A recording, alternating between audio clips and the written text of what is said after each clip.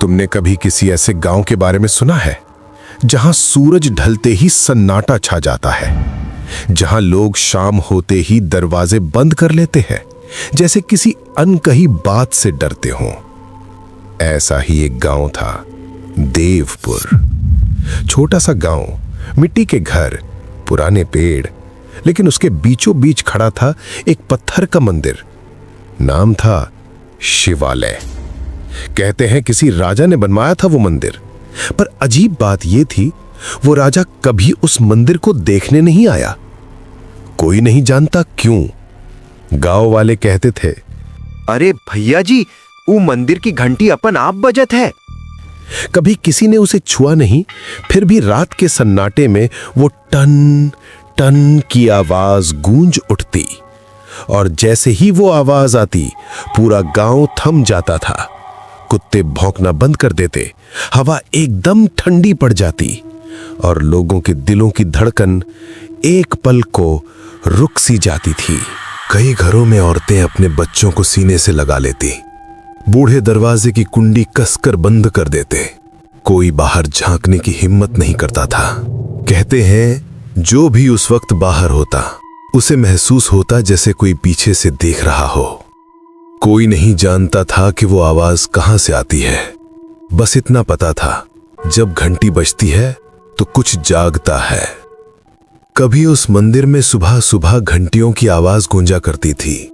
लोग आरती में जाते थे, दीपक जलते थे, लेकिन वक्त के साथ सब बदल गया।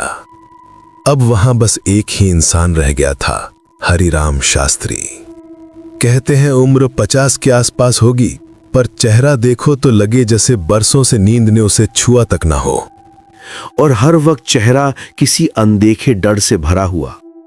दिन में सब कुछ बिल्कुल ठीक लगता था। हरिराम आरती करता, फूल चढ़ाता, भक्तों को आशीर्वाद देता। लेकिन रात होते ही मंदिर का माहौल बदल जाता था। दरवाजे बंद होते, पर अंदर से हल्की सी रोशनी दिखती, जैसे कोई दीपक अब भी जल रहा हो। और कभी कभी हवा के साथ कोई धीमी सी आवाज तैरती हुई बाहर आती, जैसे कोई मंत्र नहीं बल्कि कोई फुसफुसाहट। कई लोगों ने कहा कि उन्होंने हरिराम को रात में खुद से बातें करते देखा है, जैसे कोई उसके सामने खड़ा हो, लेकिन वहां कोई नहीं होता। गांव की औरतें धीरे से कहती, रात में मंदिर मत जाना, वहां अब भगवान नहीं रहते। कहते हैं हरिराम के पिता भी इसी मंदिर के पुजारी थे। बहुत श्रद्धालु, शांत स्वभाव के इंसान। हर शाम जब वो मंदिर की घंटी बजाते तो पूरा गांव थम जाता था। हवा में भक्ति की खुशबू घुल जाती थी। लेकिन एक रात सब कुछ खामोश हो गया। न आवाज, न कोई निशान। सुबह जब लोग मंदिर पहुंचे तो दरवाजा खुला था। दिए अब भी जल रहे थे, पर अंदर कोई नहीं था। उस रात के बाद से मंदिर की हवा बदल गई। अब वहां भक्ति नहीं, डर था। जब भी हवा चलती, घंटी बिना छुए हिल जाती थी। लोग कहते थे वो गया नहीं, वो अब भी यहीं है। हरिराम से सबने कहा, बेटा ये मंदिर छोड़ दे, अब ये जगह पवित्र नहीं रही।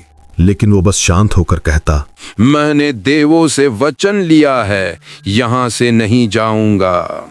धीरे धीरे लोगों की बातें भी डर में बदल गईं। कोई कहता, अरे भाई, अब वो भगवान की नहीं, किसी अंधेरे देव की पूजा करता है। गांव वाले अब मंदिर के पास से गुजरते हुए कदम तेज करते थे, और जैसे ही शाम ढलती उनके चेहरे का रंग उड़ जाता था। और जब अंधेरा पूरी तरह उतर आता तो लगता था मंदिर की दीवारों से कोई धीमी आवाजें फुसफुसा रही हैं। उस वक्त न कोई पीछे मुड़कर देखता, न सांस लेने की हिम्मत करता। बस जल्दी से घर के अंदर भाग जाते, जैसे डर खुद पीछे पीछे चल रहा हो। और फिर आई वो अमावस्या की रात। गांव जैसे किसी अनजाने डर में सिमट गया था। हवा तक थमी हुई थी। उसी रात गांव का एक किशोर रामू मंदिर के पीछे के रास्ते से जा रहा था।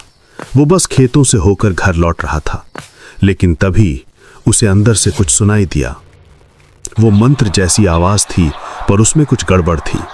वो संस्कृत नहीं लग रही थी, वो आवाजें जैसे किसी के गले के भीतर से रेंग रही हों। रामू के कदम अपने आप रुक गए। दिल जोर से धड़कने लगा। उसने मंदिर की दीवार में बनी एक छोटी सी दरार से झांका और जो उसने देखा वो जिंदगी भर नहीं भूल पाया। हरिराम दीपक के चारों ओर कुछ डाल रहा था, कुछ लाल सा तरल जो जमीन पर फैलता जा रहा था। उस गोले के बीच में कोई मूर्ति नहीं थी, बस एक काली परछाई जो खुद ब खुद हिल रही थी जैसे जिंदा हो। रामू का चेहरा एकदम सफेद पड़ गया, उसकी सांसें तेज हो गईं। वो पीछे हटा पर उसके पांव कांप रहे थे। और फिर अचानक मंदिर के अंदर से किसी की फुसफुसाने की आवाज आई। कौन है वहां? रामू ने बिना पीछे देखे भागना शुरू किया। वो गिरा, उठा, फिर दौड़ा और किसी तरह घर पहुंचा।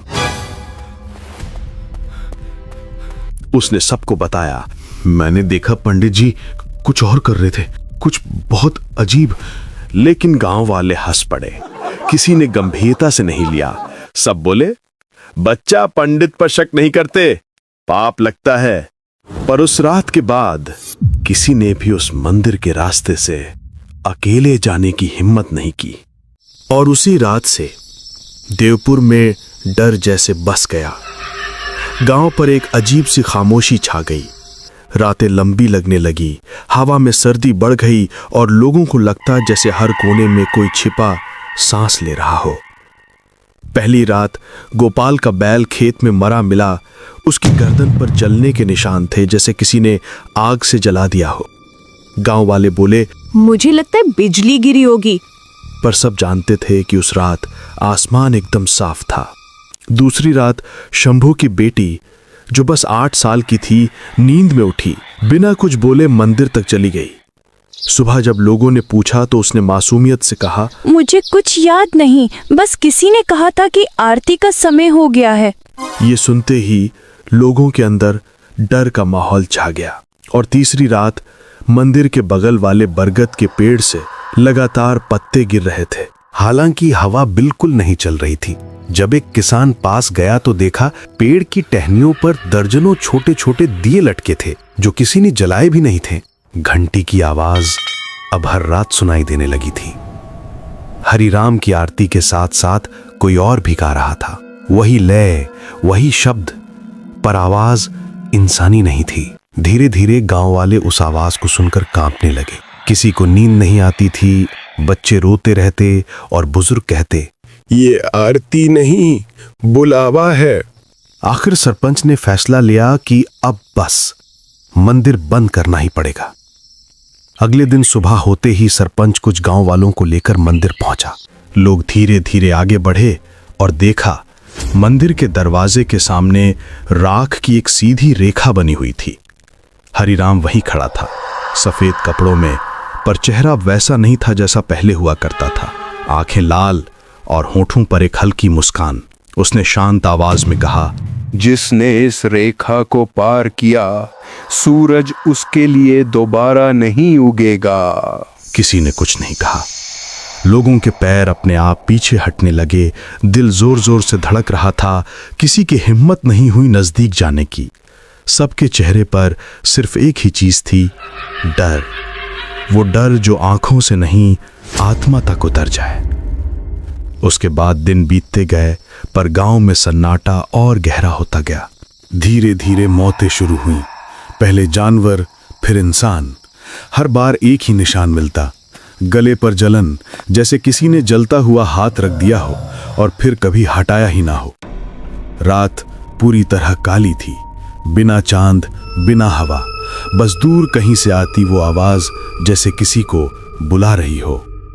गांव के 5 लोग, गोपाल, रामू, शंभू और 2 और, कांपते हाथों में मशाले लिए मंदिर की ओर बढ़े। किसी ने कहा, आज जो भी हो इसे खत्म करके रहेंगे।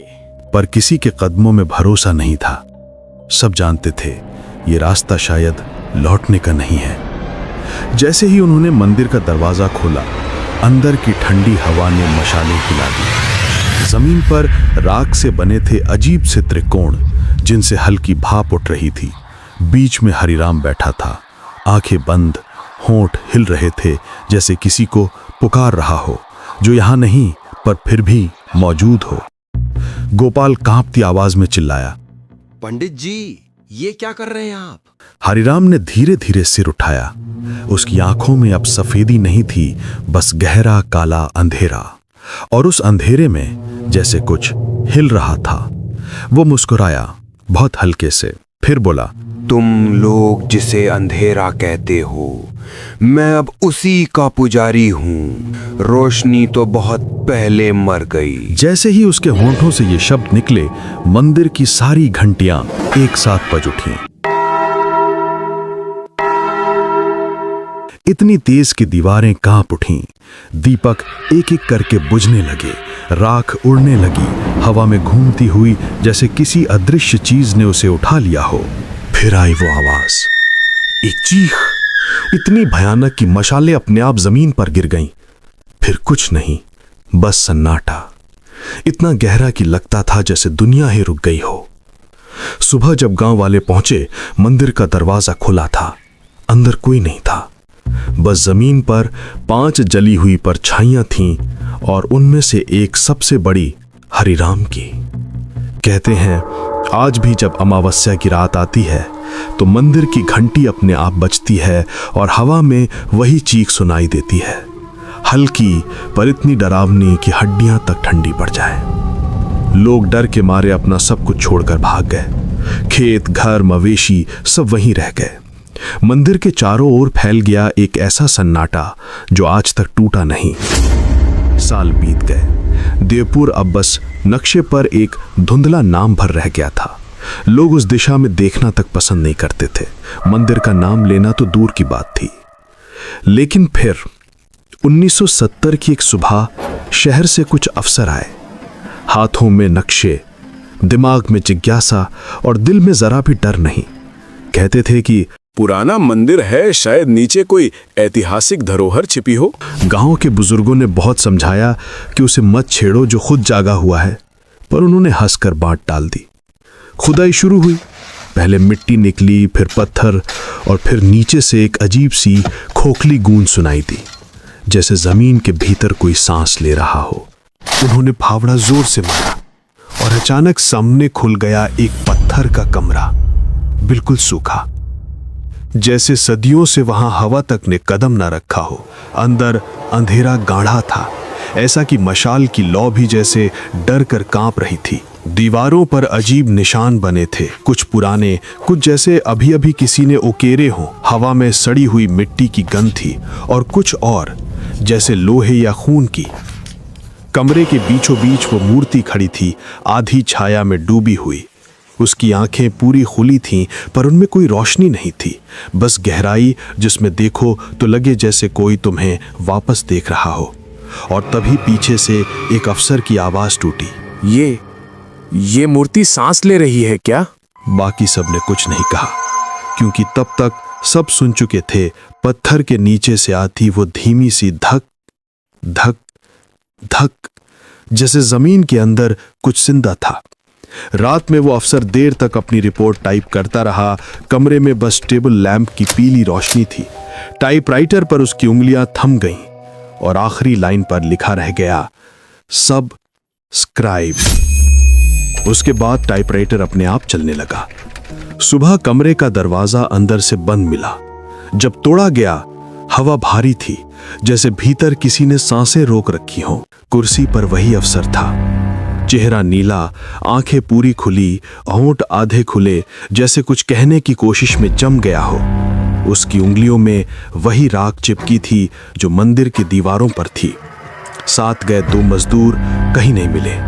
बस मंदिर के पास पड़ी थी एक टूटी हुई घंटी, जो बिना हवा के भी धीरे धीरे हिल रही थी। आज भी अगर तुम देवपुर के रास्ते से गुजरो तो हवा कुछ ज्यादा ठंडी लगती है, जैसे कोई अदृश्य सांसें तुम्हारे गले से टकरा रही हों। पेड़ हिलते नहीं, लेकिन उनकी परछाइयां जमीन पर ऐसे रेंगती हैं जैसे कुछ तुम्हारे साथ साथ चल रहा हो। रात वहां जल्दी उतरती है और सन्नाटा इतना गहरा होता है कि तुम्हें अपनी ही धड़कन भारी लगने लगती है। और फिर कहीं दूर से वो आवाज आती है, धीमी, टूटी हुई पर साफ, घंटी की नहीं, किसी मंत्र जाप की।